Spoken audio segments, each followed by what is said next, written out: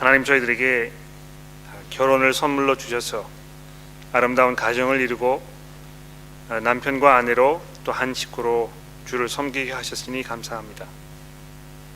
그러나 또 하나님의 계획 가운데에서 이 독신으로 살고 계시는 여러 분들이 주변에 있는 것을 저희가 보게 되는데, 하나님 오늘 이 결혼의 문제에 관해서, 특히 독신으로 살아가는 문제에 관해서 하나님께서 우리에게 무엇을 원하고 계시는지 저희가 잘 이해하며 또 하나님 정하신 그 뜻에 합당한 삶을 저희가 살아갈 수 있도록 오늘 이 시간 저희를 도와주시기를 간절히 기도합니다.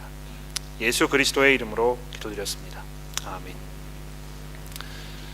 아마 이 독신으로 사는 문제에 관해서 교회에서 설교의 내용을 들어보신 적은 별로 없을 거라고 제가 생각을 합니다. 그러나 성경이 분명히 이 문제에 관해서 아주 심도 있게 강조해서 이야기하고 있다는 것을 우리가 깨닫게 되고, 오늘 본문 말씀을 통해서 저희가 평소에 잘 생각하지 않았던 이 독신의 삶의 문제에 관해서 이 시간 좀 생각을 해보도록 하겠습니다. 독신으로 지내는 삶에 대해서 일반적으로 많은 분들이 부정적인 생각을 가지고 계시는 것 같습니다. 이미 지금 현재 결혼하지 않으신 분들은 독신으로 살고 계시는 것이죠. 결혼 그 생활 가운데 들어가 있지 않으면 여러분 지금 이 독신으로 살고 계시는 것입니다. 그런데 그 가운데 있는 많은 분들이 결혼하지 않았기 때문에 느끼는 어떤 그 압력 또는 내가 삶에 어딘가 부족한 면이 있다고 생각되는 그런 안타까움, 또 느끼는 그 외로움, 이런 것들로 인해서 많은 그 심적 고통을 느끼고 계시는 그런 경우가 많이 있는 것 같습니다. 또 결혼 적령기를 훨씬 넘긴 그 자녀를 두고 계신 부모님들께서도 독신으로 살아가는 자식들을 보면서 많은 염려를 하고 계시는 것을 우리가 보지 않습니까? 이 문화적으로 보았을 때 부모로서 자식에 대한 그 도리를 다하지 못했다고 느끼는 그런 죄책감도 있을 것입니다. 또 남들이 내 자식의 이 귀한 점들을 인정해 주지 못한다고 느끼는 그런 안타까움, 섭섭함, 이런 것도 있을 것입니다. 또 빨리 손주를 보고 싶은데 그래서 나도 남들처럼 손주 자랑을 좀 하면서 살고 싶은 마음이 있는데 그런 그 염원한 마음이 염원이 그 충족되지 않기 때문에 느끼는 그런 안타까움, 이런 것들이 아주 복합적으로 얽히고 설켜서 아직 결혼하지 않은 그런 자식들에게 계속 압력을 넣고 있는 것을 우리가 보게 되는 것이죠. 이 독신의 삶의 문제에 관해서 그냥 우리가 아무런 생각 없이 그냥 이 일반적인 사회의 사람들이 가지고 있는 그런 그 가치관, 이런 것에 그냥 의지하면서 살아갈 수도 있을지 모르겠습니다. 그러나 성경이 이 문제에 관해서, 특히 이 결혼이라는 것을 이해하는 데 있어서 아주 중요한 것들을 우리에게 말씀하고 계시기 때문에 오늘 따로 이 주제를 우리가 띄어내어서 오늘 본문 말씀을 가지고 좀 생각해 보도록 그렇게 하겠습니다. 그러기 위해서는 우리 지난주에 그 말씀의 내용을 조금 돌아볼 필요가 있겠지요. 여러분 그 7장 17절부터 35절 말씀에 사도 바울이 무엇이라고 말씀을 하고 있습니까? 여러 번 강조해서 지금 여러분 처해 있는 그 상황, 거기에 그냥 그대로 지내라고 이렇게 말씀하고 있는 것을 우리가 보게 됩니다. 이 성경이 제시하고 있는 삶의 방법들에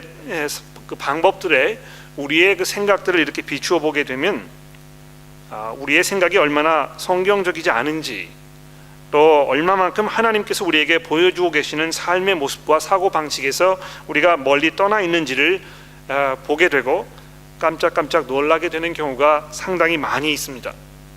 그런데 특히 이 독신의 문제에 관해서, 또 좀 더 포괄적으로 이 결혼의 문제에 관해서 이 많은 그리스도인들이 가지고 있는 그런 그 사고방식이 성경에서 아주 멀리 떠나 있는 경우가 많이 있다는 것을 우리가 발견하게 되고, 그래서 이것을 우리가 좀 시정할 필요가 있겠습니다. 여러분 잘 들어보십시오. 성경은 부모님들에게 무슨 일이 있어도 자식은 결혼시켜야 한다고 말씀하고 있지 않습니다.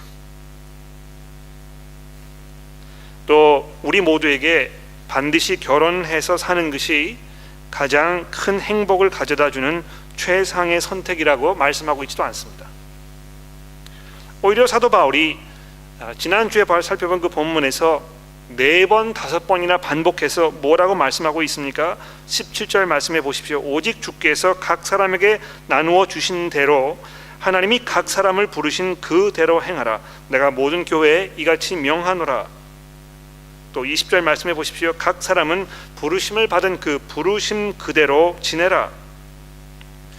또 24절입니다. 형제들아 너희는 각각 부르심을 받은 그대로 하나님과 함께 지내라. 또 26절입니다. 내 생각에는 이것이 좋으니 곧 임박한 환난으로 말미암아 사람이 그냥 그대로 지내는 것이 좋으니라. 이렇게 하면서 결혼 하지 않아도 그냥 내가 독신으로 살고 있는 상태에서 살아가는 것도 아주 좋은 옵션이라고 성경이 우리에게 말씀하고 있는 것입니다. 사실 우리 사회를 돌아보게 되면 결혼을 하지 않기로 마음을 먹은 사람들이 점점 늘어가고 있는 추세입니다. 이 결혼하는 그 시기도 점점 늦어지고 있고, 또 결혼하지 않고 그냥 동거 관계에 있는 사람들도 점점 늘어가는 것 같고, 이런 상황이라는 것이죠. 그렇다고 해서 독신으로 살면서 이 성적인 순결을 지키는 사람들은 거의 없고요. 다만 결혼이라는 것을 어떤 삶의 굴레로 생각하기 때문에, 짐이라고 생각하기 때문에 그 짐은 지지 않고 그냥 내 나름대로 이 성적 자유를 만끽하면서 살겠다고 생각하는 이들이 대부분입니다. 즉 결혼하지 않기로 작정하는 것이 오직 자기 자신의 편리와 그 편리를 추구하려는 아주 지극히 이기적인 생각의 결과인 것입니다. 성경도 이 독신으로 살아가는 삶에 대해서 분명히 말씀하고 있지만, 이 독신으로 살아가는 것이 좋다고 권면하는 그 권면의 이유는 아주 근본적으로 다른 것을 우리가 알 수 있지 않습니까? 어떤 이유를 본문 말씀이 우리에게 주고 있습니까? 특히 35절 말씀에 보시게 되면 내가 이것을 말하면 너희의 유익을 위함이요 너희에게 올무를 노려함이 아니니 오직 너희로 하여금 이치에 합당하게 하여 스스로 흐트러짐 없이 주를 섬기게 하려 함이니라. 왜 독신으로 살아가는 것이 아주 좋은 옵션이라고 이야기하고 있는 것입니까?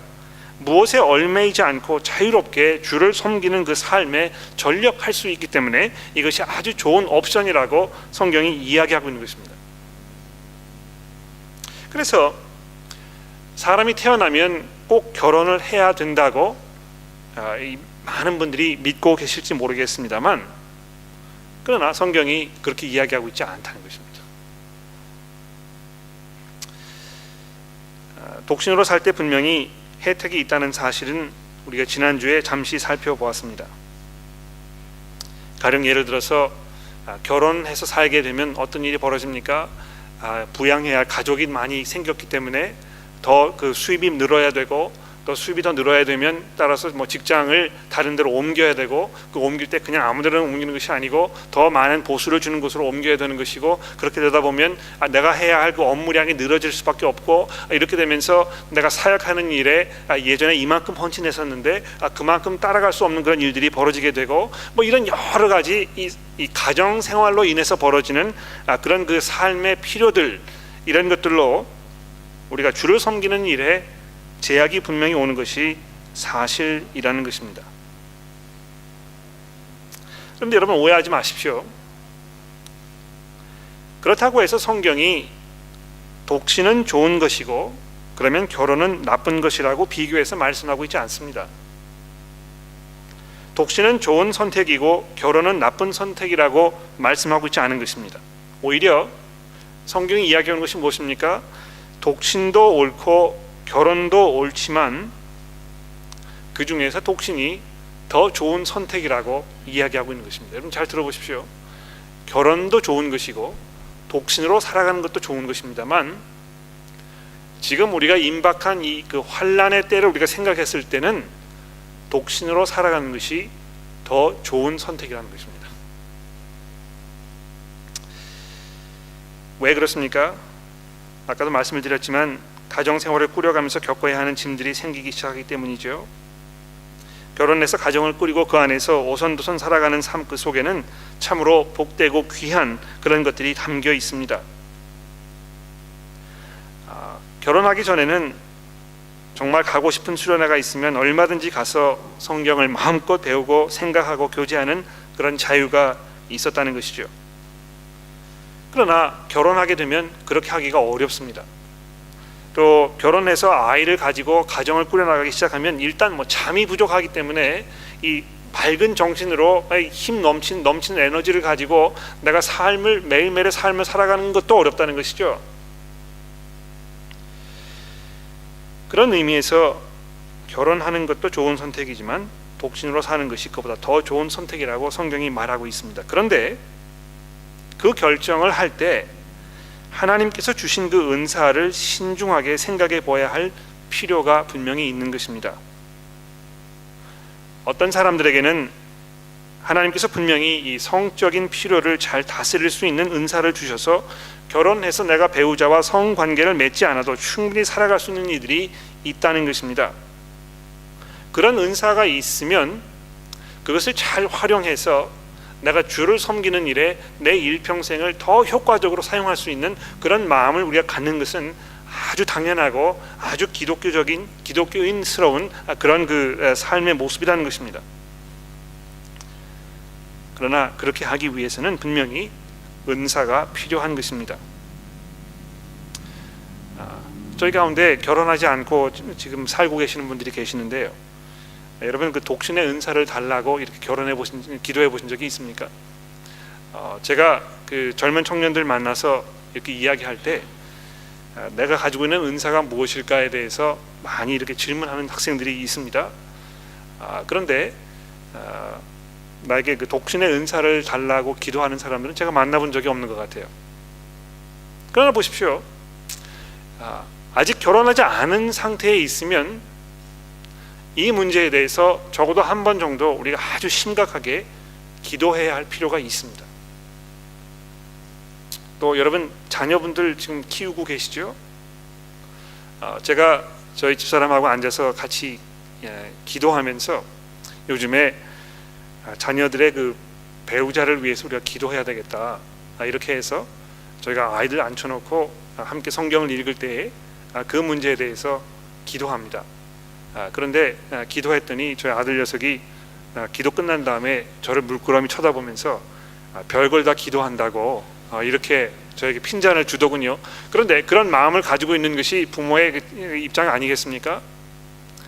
그런데 이 본문 말씀을 잘 살펴보게 되면 자녀들을 위해서 아직 결혼하지 않았으면 혹시 이 자녀에게 하나님께서 독신의 은사를 주지 않으셨을까? 그렇다면 그 은사를 잘 사용해서 더 전적으로 주를 섬기는 일에 이 아이가 살아갈 수 있지 않을까? 이렇게 기도해 볼 필요가 있다는 것입니다. 제가 이렇게 말씀을 드리면 저희 부모님께서 상당히 놀라실지 모르겠습니다만 실제로 그렇게 기도하기 시작했습니다. 제 기도를 하나님께 들어주실지 모르겠습니다만 그렇게 하는 것이 우리 그리스도인의 마땅한 도리이고 책임이라고 생각합니다. 자, 그런데 독신으로 사는 것이 분명 특별한 은사이지만 천주교에서는 모든 성직자들에게 독신을 일괄적으로 요구하고 있습니다. 그러나 그것은 합당하지 않습니다. 음주나 흡연하는 문제에 대해서는 아주 관대한 입장을 취하면서 유독 결혼의 문제에 있어서는 아주 강경하게 부정적인 견해를 보이는 것은 독신으로 살아가는 것이 하나님의 은사를 필요하는 일이고 또 결혼도 하나님께서 주신 좋은 선물이라는 사실을 깎아내리는 결과를 초래할 수밖에 없기 때문에 그런 것입니다. 오히려 독신의 삶을 살아가야 되겠다고 한 번 정도 고려해 보신 분들이라면 하나님께서 그 은사를 내게 주셨을까 잘 생각해 보고 또 그 은사를 가지고 그럼 내가 일평생을 어떻게 살 것인가에 대해서 충분한 마음속에 확신이 있을 때에 그런 선택을 할 필요가 있다는 것입니다. 자, 이렇듯이 독신으로 살아가는 것이 결혼하는 것보다 더 나은 선택이기 때문에 내가 이제 그거를 한번 심각하게 고려해보고 그런 삶의 모습으로 살아가야 되겠다고 선택을 내리는 그런 그 상황에 와 있는 사람들에 대해서 사도 바울이 뭐라고 말씀하고 있습니까? 이제 본문의 내용을 조금 들여보도록 하겠습니다. 이 본문이 다루고 있는 상황을 우리가 조금 살펴볼 필요가 있겠는데요. 어떤 상황입니까? 남자와 여자가 서로 약혼한 상태에 있습니다. 옛날에는 그 약혼한 상태가 아주 길어졌던 경우도 많이 있었거든요. 그래서 아주 어렸을 때, 자녀들이 어렸을 때 부모님들께서 우리 서로 이 자녀들 결혼시키자 이렇게 해서 정약을 맺고 그 다음에 아주 오랜 기간 동안 이 약혼의 관계로 지나가는 그런 일들이 있었다는 것이죠. 그런데 그런 상황 속에 있었는데 이 자녀들이 자라가면서 성경을 배우고 공부하고 생각하면서 또 기도하는 가운데 내가 혹시 독신으로 살아가야 하지 않을까 이런 생각이 들었단 말입니다. 그러면 그런 상황 속에 있었을 때 이미 약혼한 사람이 있는데 그럼 어떻게 할 것인가, 이 문제를 지금 본문 말씀이 다루고 있다는 것입니다. 이 직접적으로 그런 상황에 있는 사람들이 우리 가운데 많지 않기 때문에 이 본문 말씀이 우리에게 무슨 연관이 있을까, 이런 질문을 혹시 여러분들이 하실지 모르겠습니다만 잘 들어보시길 바랍니다. 제가 나중에 설명을 드리도록 하죠. 이미 약혼한 관계에 있으면서 내가 독신으로 살아가야 되지 않을까 하는 생각을 가지고 계시는 분들에게 사도 바울이 뭐라고 말씀하고 있습니까? 그러므로 만일 누구가 자기의 약혼녀에 대한 행동이 합당하지 못한 줄로 생각할 때에 36절입니다. 그 약혼녀의 혼기도 지나가고 그같이 할 필요가 있거든 원하는 대로 하라. 그것은 죄 짓는 것이 아니니 그들로 결혼하게 하라. 그러나 그가 마음을 정하고 또 부득이한 일이 없고 자기의 할 뜻대로 갈 권리가 있어서 그 약혼녀를 그대로 두기로 하여도 잘하는 것이니라. 그러므로 결혼하는 자도 잘하거니와 결혼하지 아니하는 자는 더 잘하는 것이니라. 아내는 그 남편이 살아있는 동안에 매여 있다가 남편이 죽으면 자유로워서 자기 뜻대로 시집을 갈 것이나 주 안에서만 할 것이니라. 그러나 내 뜻에는 그냥 지내는 것이 더욱 복이 있으리로다. 나도 또한 하나님의 영을 받은 줄로 생각하노라. 자, 여기 보시게 되면 약혼녀에 대한 자기 행동이 합당하지 못하다는 생각을 드는 그 경우에 대해서 사도 바울이 말씀하고 있습니다.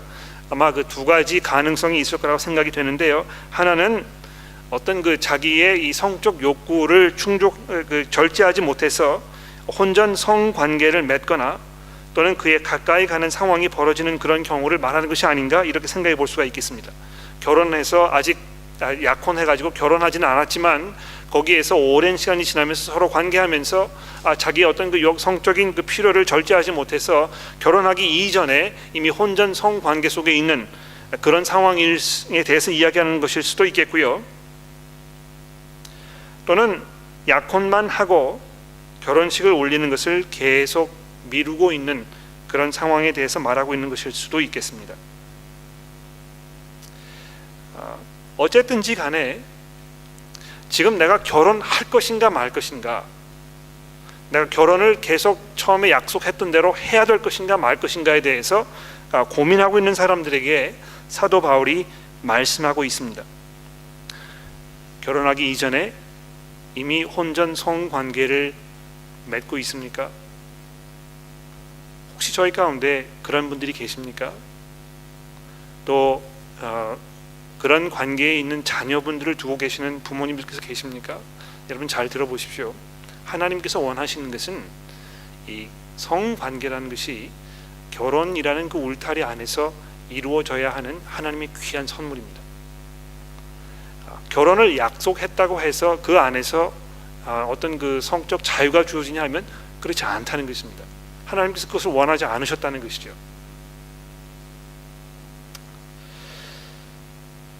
자, 그것을 전제로 해서 내가 지금 결혼해야 될 것인가 말 것인가를 고민하는 사람들에게 사도 바울이 뭐라고 권면하고 있습니까? 그 마음에 원하는 대로 하십시오. 죄 짓는 것이 아니기 때문에 결혼해야 되겠다고 생각하면 결혼하십시오. 그렇게 하시면 되는 것입니다. 그러나 37절입니다. 그가 마음을 정하고 또 부득이한 일도 없고 또 즉 다시 말해서 마지못해서 할 수 없는 경우가 아니고 뭐 이미 그 실수해가지고 뭐 성관계를 맺었든지 이렇다는 것이죠. 결혼하라는 것입니다. 그러면 또 자기의 뜻대로 할 권리가 있어서 즉 다시 말해서 자기 욕망을 제어할 수 있어서 잘 절제할 수 있었기 때문에 그래서 그 약혼녀를 그대로 두기로 하여 또는 결혼하지 않기로 마음을 먹었으면 그것도 잘 하는 것이라는 것입니다. 그래서 38절에 결혼하는 것도 잘하거니와 결혼하지 아니하는 것도 더 잘하는 것이라고 본문 말씀이 이야기하고 있습니다. 이미 결혼하신 분들에게는 해당되지 않습니다. 네? 결혼하고 살면서 야 이거 내가 결혼해서 사는데 남편이 뭐 잘 믿지 않든지 뭐 아내가 너무 뭐 이 그 교회 일에 몰두해가지고 가정을 뭐 팽개치고 있다든지 그래서 내가 그럼 갈라서야 되겠다 이런 경우를 얘기하고 있지 않다는 것입니다. 결혼하셨습니까? 그 결혼 관계 상황이 지금 어떻든지 간에 거기 안에서 잘 인내하고 그것을 최대한으로 잘 갖고 와서 끝까지 갈 수 있도록 하는 것이 우리의 책임이라는 것입니다. 그러나 아직 결혼하지 않으셨으면 결혼하지 않은 상태에서 내가 지금 어떻게 하면 결혼할 것인가, 내가 누구와 결혼할 것인가, 거기에 너무 많은 시간과 너무 많은 노력을 투자하지 마시고 내가 어떻게 하면 지금 현재 처한 상황 속에서 주를 섬기는 삶을 살 것인가, 여기에 집중하시라는 것입니다. 여러분이 결혼하지 않고 독신으로 살고 계시기 때문에 주를 위해서 하실 수 있는 일들이 얼마나 많이 있는지 모릅니다. 그러므로 마치 결혼해야만 인생에 참 의미가 있고 또 참 행복이 있을 거라는 그런 생각에서 벗어나셔서 더 이상 그 굴레에 얽매이지 마시고 하나님께서 지금 여러분에게 드린 삶의 처소에서 주를 섬기는 삶을 살라고 말씀하고 있는 것입니다. 그리고 나서 사도 바울이 39절에 재혼하는 문제에 관해서 아주 간단하게 말씀하고 있습니다. 39절 말씀을 보십시오. 아내는 그 남편이 살아있는 동안에 매여 있다가 남편이 죽으면 자유로워서 자기 뜻대로 시집을 갈 것이나 주 안에서만 할 것이니라. 이 재혼하는 문제에 관해서 이야기하고 있는 것입니다. 사별해서 남편과 아내가 이제 헤어지게 된 그런 상황을 말하고 있는 것입니다. 제가 지난주에 이 설교를 드리면서 지지난주 설교를 드리면서 이 문제에 관해서 좀 더 자세하게 설명을 못 드렸는데요. 지금 이 시간에 몇 가지 중요한 말씀을 드려보도록 하겠습니다. 어떤 신학자들은 한번 결혼하게 되면 그것이 결코 깨어지지 않는다고 주장하는 분들도 있습니다. 이것이 뭐 사별이든지 뭐 이혼을 통해서라든지 한번 결혼한 것은 이혼을 법적으로 했어도 하나님의 눈에는 이혼이 아직도 존재하고 있는 것이기 때문에 그런 의미에서 그 어떤 경우에도 재혼하지 말아야 한다고 이렇게 주장하시는 분들도 있습니다. 그러나 제가 보기에는 성경이 그렇게 이야기하고 있지 않다고 생각합니다. 왜 그렇습니까? 오늘 이 39절 말씀을 보시게 되면 분명히 사별한 경우에 재혼할 수 있다고 얘기하고 있거든요. 그래서 어느 시점에선가는 우리의 결혼이 더 이상 존재하지 않는 그런 상황에 갈 수 있게 되는 것입니다. 그런 경우에 다시 재혼하게 되면 어떻게 하라고요? 주 안에서만 하라는 것입니다. 믿는 사람과 하라는 것입니다. 그것이 하나님께서 결혼 생활에 대해서 가지고 계시는 근본적인 목적이요 또 계획입니다. 여러분 이런 상황을 생각해 보십시오. 신앙생활을 잘 해오던 어떤 여성 교우께서 남편과 사별하고 독신으로 사시다가 누구와 재혼하게 되었단 말입니다. 그러면 그 재혼하는 그 남편이 믿지 않는 사람일 경우를 생각해 보십시오. 어떤 경우가 벌어지는 것입니까? 결혼하시게 되면 내가 그 남편을 나의 머리로 생각하면서 살겠다고 하는 것이 성경이 이야기하고 있는 결혼의 모습입니다. 그러면 어떤 결과가 벌어지는 것입니까? 몸은 하나인데 머리는 두 개가 생기는 아주 이상한 상황이 벌어지는 것입니다. 내가 그리스도인으로서 모든 그리스도인들의 머리이신 예수 그리스도께서 계시고, 또 내 육신의 머리인 남편이지만 그리스도께 속해 있지 않은 사람이기 때문에 전혀 다른 머리, 그 머리를 두 가지를 가지고 있는 아주 귀한 그런 상황 속에 빠지게 된다는 것, 그렇게 하지 말라는 것입니다. 재혼하시게 되면 주 안에서 하라는 이 말씀을 통해서 재혼을 생각하시는 분들이나 결혼을 생각하시는 모든 분들에게 공통적으로 적용되는 건 무엇입니까? 믿는 사람과 결혼하라는 것입니다. 믿는 사람들 중에는 마땅한 신랑이나 신부감이 없는데요, 그래서 제가 어쩔 수 없이 믿지 않는 사람과 결혼해야 되겠습니다, 이렇게 이야기하는 것은 도무지 하나님께서 이 성경을 통해서 우리에게 말씀하고 계시는 결혼의 그 중요성과 그 의미에 대해서 아무런 이해가 없는 아주 어리석은 그런 일입니다. 그러므로 여러분, 결혼하셨습니까? 그 가운데에서 참고 인내하면서 또 하나님께서 원하셨던 대로 남편과 아내를 존중하고 사랑하면서 끝까지 가십시오. 아직 결혼하지 않으셨습니까? 결혼하지 않은 그 상태에서 내가 어떻게 주를 섬길 것인가, 이것을 잘 생각해보고 거기에 여러분의 시간과 노력을 투자하십시오. 그 중간에 계십니까? 사별을 하셨든지 이혼을 하셨든지 아직 결혼하지 않은 상태에 계십니까? 그냥 그대로 사는 것이 사도 바울에 의하면 더 좋다고 이야기하고 있습니다. 그러나 여러분이 결혼해야 되겠다고 필요를 느끼십니까? 그러면 결혼하시면 되는 것입니다. 그러나 믿는 사람과 꼭 하십시오. 기도하겠습니다.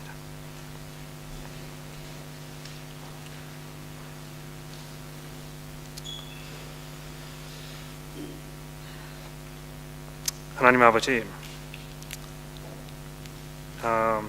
우리가 살고 있는 이 세상이 마치 결혼이 삶의 최고의 일인 것처럼 그렇게 착각하는 시대에 저희가 살고 있습니다. 그러나 고린도전서에 말씀하고 있는 바와 같이 결혼한 사람은 결혼하지 않은 것처럼 살라고 하고 있는 이 사도 바울의 권면의 말씀을 저희로 하여금 듣게 하여 주시기를 저희가 기도합니다. 저희가 그것을 우상화해서 그것만을 위해서 사는 그런 삶을 살지 않도록 도와주시고, 오히려 하나님께서 저희들에게 허락해 주신 그 현재의 삶의 터전에서 주의 복음을 위해서 우리의 가진 것들을 헌신하며 자유로운 가운데 살아가는 그런 성숙한 그리스도인의 모습을 저희가 가질 수 있도록 도와주시기를 간절히 기도합니다. 예수 그리스도의 이름으로 기도드렸습니다.